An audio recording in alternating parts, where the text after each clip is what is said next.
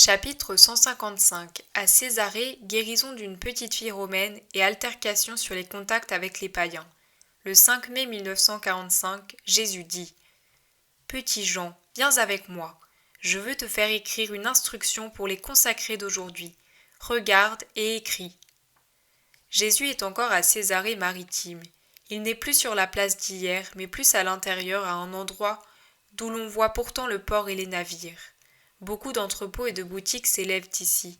Des nattes couvertes de produits variés se trouvent par terre, à même le sol, de sorte que j'en conclus que je suis près des marchés qui se tenaient peut-être au voisinage du port et des magasins pour la commodité des navigateurs et de ceux qui viennent acheter des marchandises apportées par bateau. L'endroit bourdonne des allées et venues de la foule. Jésus attend avec Simon et ses cousins que les autres aient pris les vivres dont ils ont besoin.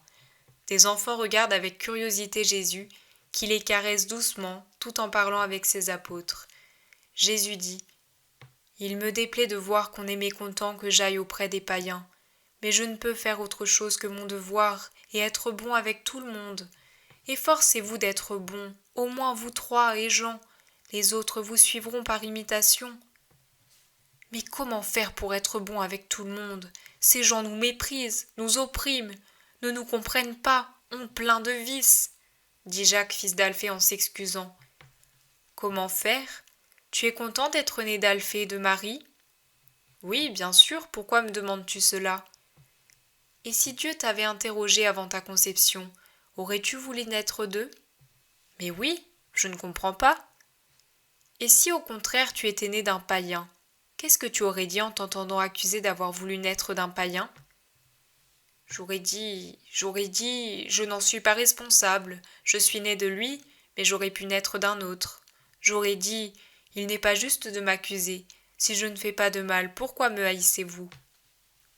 Tu l'as dit. Eux aussi que vous méprisez en tant que païens peuvent dire la même chose. Tu n'as pas de mérite à être né d'Alphée, qui est un vrai juif. Tu dois seulement en remercier l'Éternel, parce qu'il t'a fait un grand don, et par reconnaissance et humilité chercher à amener au vrai Dieu ceux qui ne l'ont pas reçu. Il faut être bon. Il est difficile d'aimer ce qu'on ne connaît pas. Non, regarde. Toi, petit, viens ici. Un garçon d'environ 8 ans qui jouait dans un coin avec 2 autres camarades s'approche. C'est un garçon robuste, aux cheveux noirs, alors que son teint est très blanc. Qui es-tu ? Je suis Lucius, Caius Lucius, fils de Caius Marius. Je suis romain, fils du décurion de garde resté ici après avoir été blessé. Et ceux-ci, qui sont-ils ? Ce sont Isaac et Tobie, mais on ne doit pas le dire parce qu'ils seraient punis. Pourquoi ? Parce qu'ils sont hébreux et moi romain, et on ne peut pas. Mais tu restes avec eux, pourquoi ? Parce que nous nous aimons bien. Nous jouons toujours ensemble au dé ou à sauter, mais on le fait en cachette. Et moi, tu m'aimerais bien ? Je suis hébreu moi aussi, et je ne suis pas un enfant. Réfléchis, je suis un maître, on pourrait dire un prêtre. Et qu'est-ce que cela peut me faire ? Si tu m'aimes bien, je t'aime bien, et je t'aime bien parce que tu m'aimes bien. Comment le sais-tu ? Parce que tu es bon, celui qui est bon aime bien. Voilà, mes amis, le secret pour aimer, être bon. Alors on aime sans se demander si un tel a la même foi ou non. Et Jésus, tenant par la main le petit Caius Lucius, s'en va distribuer quelques caresses aux enfants hébreux qui, apeurés, se sont cachés derrière une porte cochère. Il leur dit : Les enfants bons sont des anges. Les anges ont une seule patrie, le paradis. Ils ont une seule religion, celle du Dieu unique. Ils ont un seul temple, le cœur de Dieu. Aimez-vous bien, comme des anges, toujours. Mais si on nous voit, on nous frappe. Jésus hoche tristement la tête sans répondre. Une femme grande et plantureuse appelle Lucius qui quitte Jésus en s'écriant : Maman ! Et il lance à la femme : J'ai un grand ami, tu sais, c'est un maître. Au lieu de s'éloigner avec son fils, la femme vient vers Jésus et l'interroge. Salut, c'est toi l'homme de Galilée qui parlait hier au port ? Oui, c'est moi. Alors attends-moi là, je reviens tout de suite. Et elle s'en va avec l'enfant. Entre-temps, les autres apôtres sont arrivés, sauf Matthieu et Jean.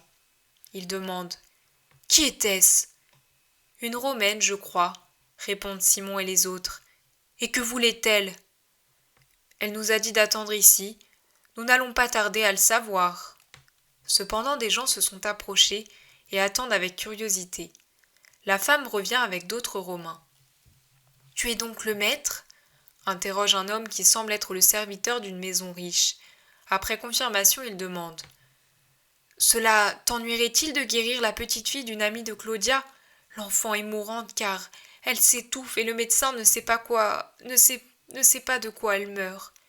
Hier soir, elle était en bonne santé. Ce matin, elle est à l'agonie. Allons-y.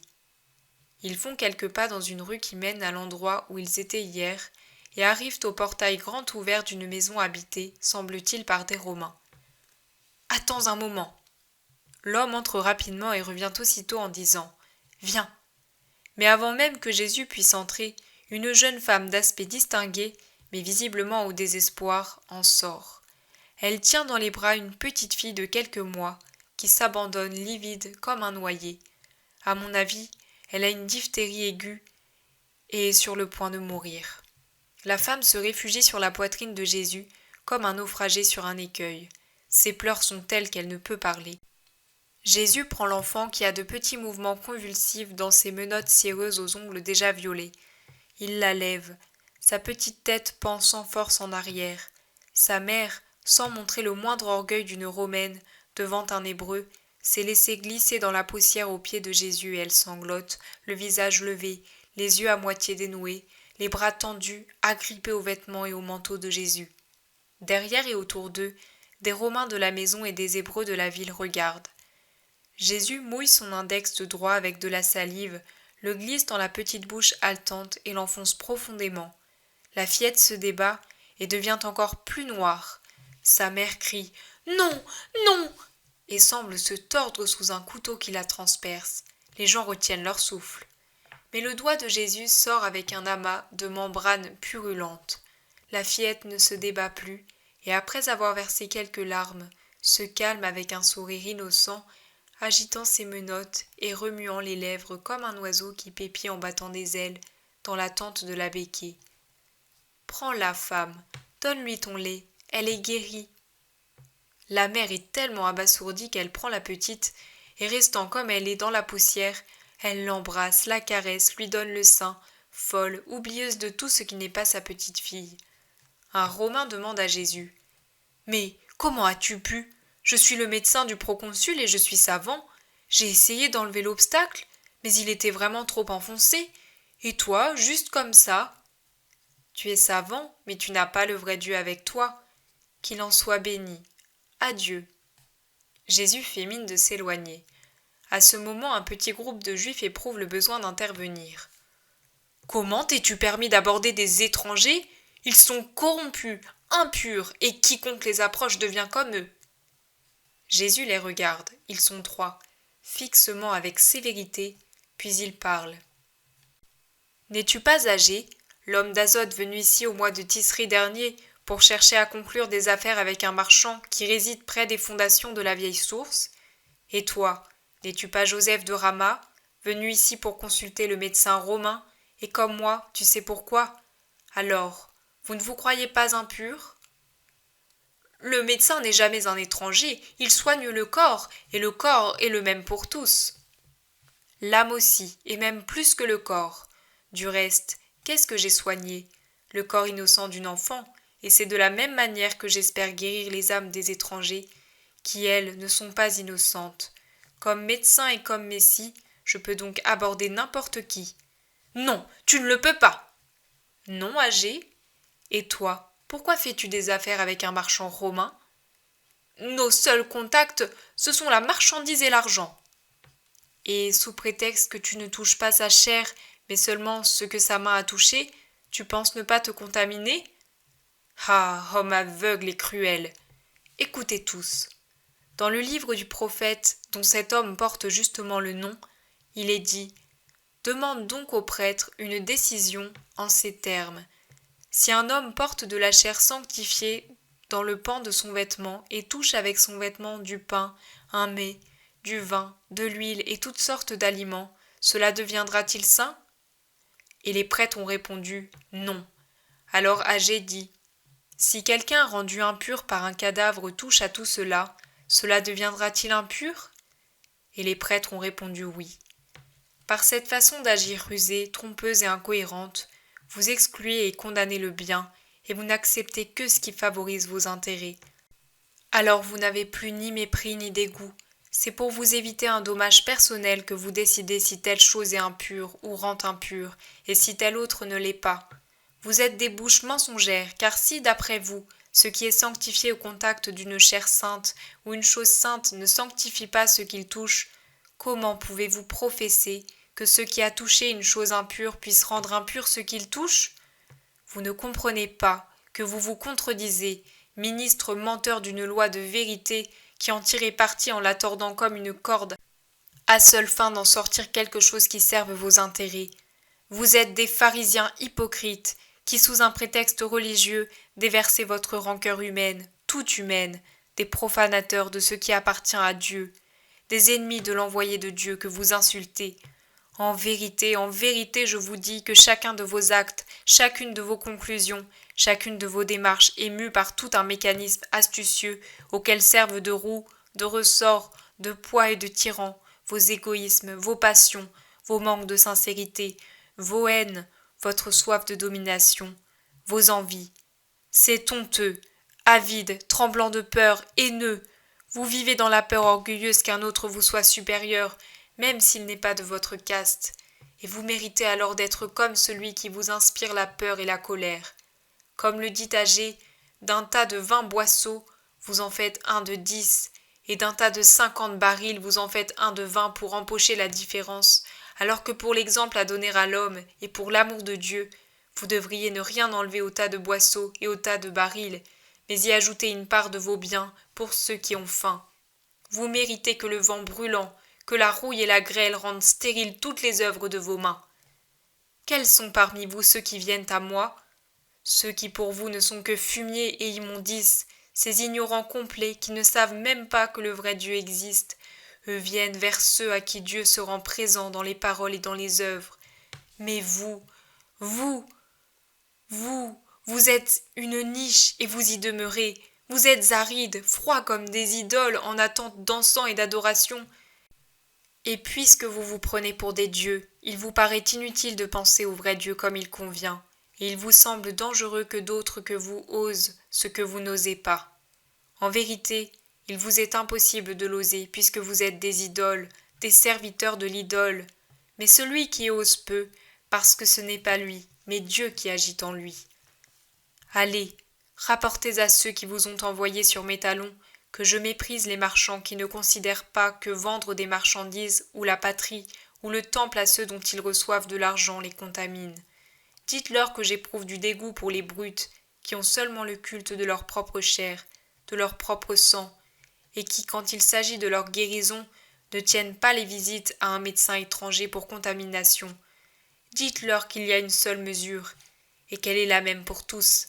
Rapportez-leur que moi, le Messie, le juste, le conseiller, l'admirable, celui sur qui descendra l'Esprit du Seigneur avec ses 7 dons, celui qui ne jugera pas selon les apparences, mais selon ce qui se cache dans les cœurs, celui qui ne condamnera pas sur un oui-dire, mais d'après les voix spirituelles qu'il entendra au-dedans de chaque homme, celui qui prendra la défense des humbles et jugera les pauvres avec justice, celui que je suis, parce que je suis cela, est déjà en train de juger et de frapper les hommes qui sur la terre ne sont que terre, et le souffle de ma respiration fera mourir l'impie et détruira son repère, alors qu'il sera vie et lumière, liberté et paix pour ceux qui, poussés par un désir de justice et de foi, viendront à ma montagne sainte, se rassasier de la science du Seigneur.